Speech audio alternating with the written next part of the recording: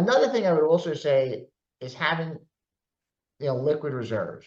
You can't underestimate the importance of liquid reserves in this business. You can have net worth on a balance sheet. Net worth doesn't solve problems. When you have a problem, you need cash. So finding very strong cash partners that have, you know, typically large amounts available at all times, that's what I want in team members, So because then that's why what teams why look why for. don't you underwrite those liquid reserves into the deal, right?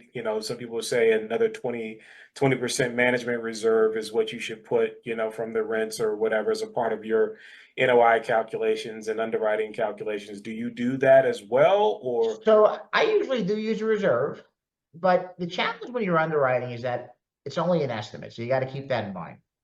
And some of those estimates can be pretty close, but then there's other times where things don't go as expected. And sometimes you truly don't know certain things until you get into a property. You're like, oh, this is a lot more expensive than I thought. So you need to have that extra money, because if you don't, you can wind up stuck. And obviously, you don't want to be using that every single deal, but there will be times when you need that to weather a storm, so to speak. And the ones who will be fine right now are the ones who are well capitalized. So if they can come up with the seven-figure number to do a cash and refinance, they'll probably be okay.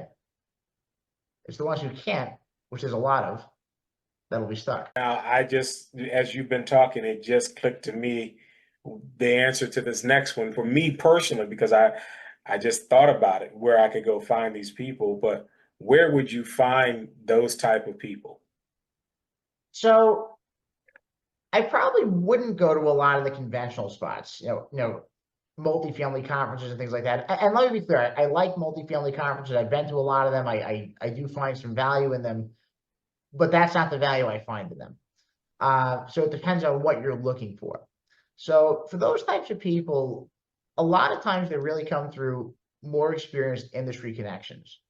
Um, you can go on LinkedIn. That can definitely be one way, but LinkedIn's kind of the equivalent of cold calling if you don't have any prior relationship or connection. Sometimes it can work, but there's some people who are just going to dismiss it and not truly look at it.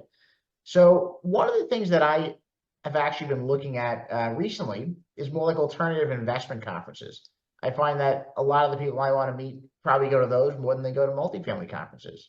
Now, if you're brand new and you're starting out, it's probably good to go to some multifamily conferences, because you'll still learn things and you'll still meet people you want to meet, but it depends on where you are in your journey and what you need.